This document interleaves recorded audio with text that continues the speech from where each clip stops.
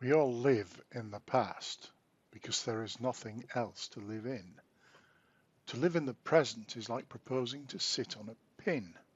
It is too minute. It is too slight a support. It is too uncomfortable a posture. And it is, of necessity, followed immediately by totally different experiences. To live in the future is a contradiction in terms. The future is dead in the perfectly definite sense that it is not alive. G.K. Chesterton. You cannot put things right by making an abrupt break with the past. You cannot create a new society or a new religion. You might as well try to build a tree. Dean Inge. The cradle of our liberties is the village. Arthur S. Bryant. It is only a necessary wisdom to be able to relate the early history of the locality in which Providence has placed us, to know its peculiarities and to have marked its progress. The study of history, and particularly that which is local, may be mentioned amongst the most important of the pursuits of men. History of York and the East Riding, 1855. You would put it so strongly today, the current fashion being to deride the past, but though it is certainly important to know where we are going, a matter on which there seems to be not a little confusion at the moment, it can surely do no harm to know where we have come from.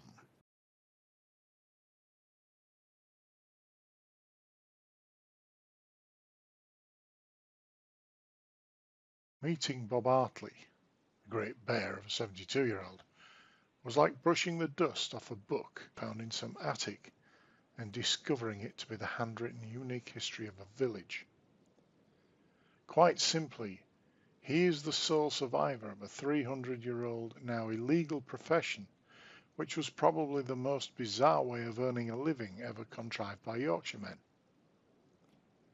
Bob, and many before him, dangled perilously at the ends of ropes, like spiders on tenuous threads, over the white 400-foot sheer face of Bempton Cliffs between Filey and Flamborough, which, scored by ferocious North Sea weather and fissured by streams tumbling abruptly off green meadows, was and still is the nesting place of thousands of seabirds. They harvested the eggs, over 130,000 annually at the turn of the century. Opulent New Yorkers once reconciled their expensive appetites on the large yolked and rather salty eggs, hard boiled, which arrived in their pale green shells, scrawled and splodged with brown, and carried tales of how they were acquired only by feats of bravado. Far from the hors d'oeuvres palates of fashionable Manhattan eating houses, many of the eggs found a more prosaic use in the tanneries of Leeds, where the albumen, white of the egg, put shines on patent leathers.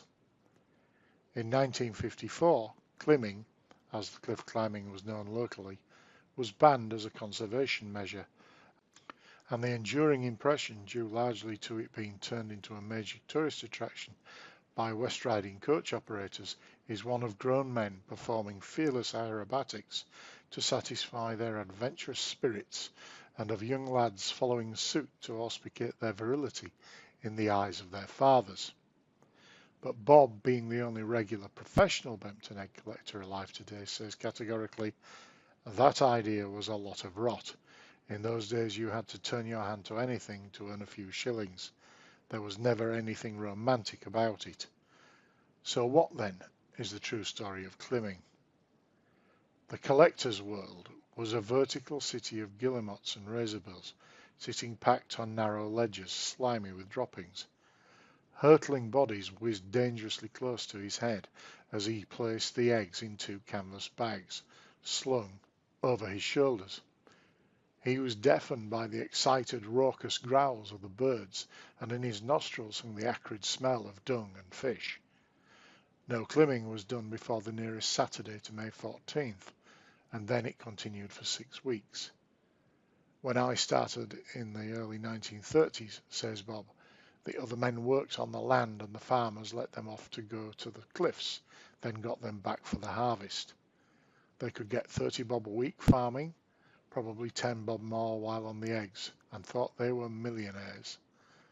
I began because I didn't have a job through illness, and got the chance of joining one of the old climbers, Sam Lang, because the man helping him had lost his nerve.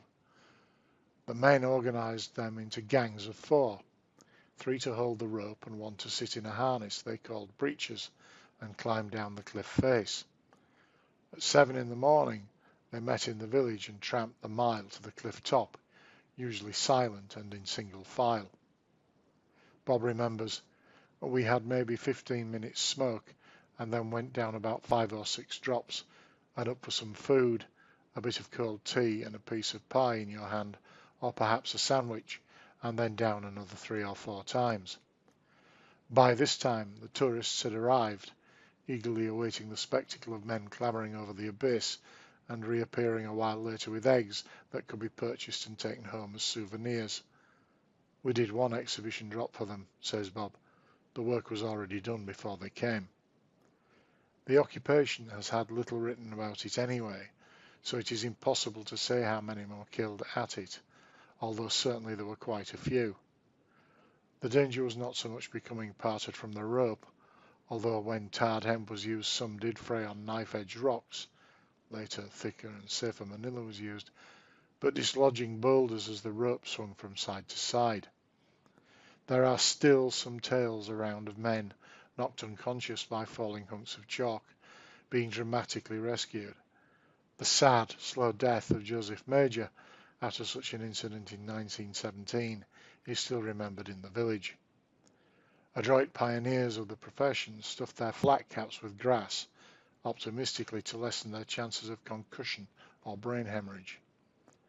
The Victorians, learning from painful experience, found greater protection by piling grass into tough bowler hats.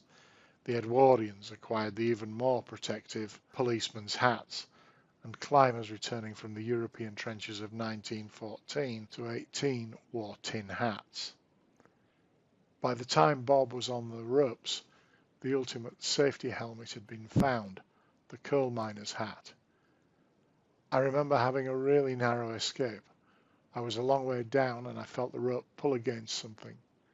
I stood on a grass bank and I looked up and I saw this stone coming towards me as big as a football, maybe a bit bigger.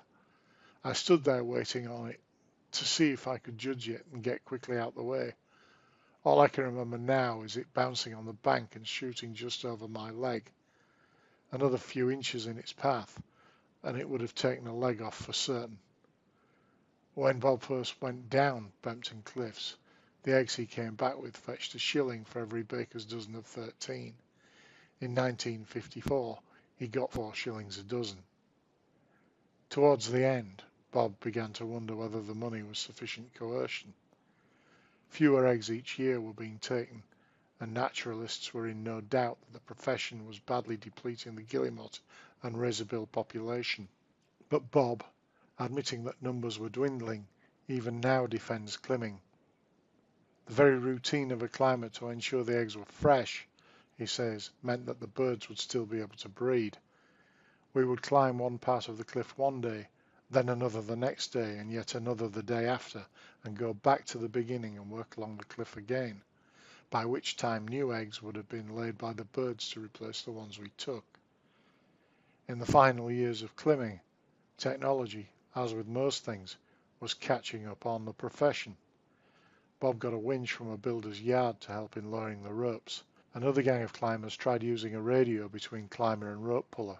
Since the Yorkshire Naturalist Trust and more recently the Royal Society for the Protection of Birds stopped the egg collection, Bob has left the vegetable garden of his home in Bempton Village just once in order to revisit the cliffs. There are, he says, fewer birds nesting there now than ever before, so the climbing can't have been the cause of them disappearing. More likely it was pollution, he says. When I was climbing, I reckon those pleasure boats sailing from Bridlington and Scarborough scared a lot away by blowing their hooters. Some birds used to be so frightened that they flew off the ledges and took their eggs with them. Early summer visitors used to take a great interest in the climbers, so that although their activities are now prohibited, and although most of the work was done on the Bempton side of the dyke, I think some account of the business should be included in A History of the Village. The following notes were mostly taken from the interesting account by Mr. Seabourn in his British Birds and reprinted in Flamborough Village and Headland in 1894. But I am also indebted to Sam Lang's experiences and reminiscences of a cliff climber. First, a few facts about the birds which breed on the cliffs of the headland. The guillemots, razorbills and puffins are the most numerous, the number of kittiwakes and herring gulls having greatly declined, while the cormorants, shags and auks, mentioned by Pennant in his account of a visit to Flamborough in 1769, are no longer to be found on this part of the coast. The kittiwake is a true seabird and is only to be seen on land during the breeding season. They used to frequent the pond at Jubilee Point, pull out grass from the cliff edge and dip it into the pond to wet it so that it would stick to the rock at the nesting point. They also liked to use any brightly coloured paper they could find. The guillemots live for 20 years or more and always return to the same ledge. Their chief enemies are the herring gulls, which kill and eat the parents and take the eggs. The puffin, too, is an awkward customer and is very ready to peck. Lang used to push in a handful of hay and grab the egg while the bird was occupied with the hay. He gives a long and detailed list of the best places to find the different kinds of eggs, beginning at Green Stacks to the south and ending at Nanny Goat House, where there is a small cave which can be reached from the top, although it is 150 feet down. In between these two places there are several points of particular interest, including Newgum, where the fishermen and women went down the cliff for bait, and where the iron stakes they used may still be seen. Knight's Point, or as it used to be called Coonas Point, was a practice ground for the artillery, and the old cannon stands still remain. Further to the north is the billiard table, a flat rectangular ledge. On the beach hereabouts are the remains of a submarine, and looking over Jordan's Lope, foxes may be seen down on a grassy slope about 200 feet below. At Old Door, the finest piece of cliff on the coast, there is a charming little bay, with a spring gushing out at the foot of the cliff in a jet as thick as a man's body. The beach is inaccessible, however, and the whole place is very dangerous. Lang fell 90 feet here, was knocked unconscious, and had to be rescued by boat. At Staple Nuke there is an arch through which a boat may pass in very calm weather. Next is Pudseys Spring, which was a favourite place for visitors to watch the climbers, and nearby are two caves, Scout Warren and Birdass Kitchen, both used for nesting. And then comes Jubilee Corner, first climbed in the year of Queen Victoria's Jubilee. Films have been taken here of exhibition climbing. No one knows how long egg climbing has been going on, but the Hull Directory of 1831 noted that during the season of incubation boys are let down the frightful cliffs by ropes fastened to stakes and bring away bushels of eggs for the use of the sugar house at Hull. It is hardly likely that the poor of Flamborough, who were so largely restricted to a fish diet, would neglect an opportunity to vary it when possible, and the collection of seabirds' eggs probably began many centuries ago. The climbers usually worked in teams of 3, 2 at the top of the cliff and the third suspended in mid-air, the actual collector taking half of the eggs because of the greater risks he had to run. He first put on his breeches, a belt of flat rope with a small loop at each end, to which the cord by which he was suspended was attached, and 2 large loops through which he put his legs. An iron bar was driven into the ground, to which a rope was attached to hang down the cliff to help him to raise himself, and with which he could make signals to the men above when he wished to be raised or lowered. A pulley, running on a swivel attached to an iron spike, was driven into the cliff edge to avoid chafing of the rope.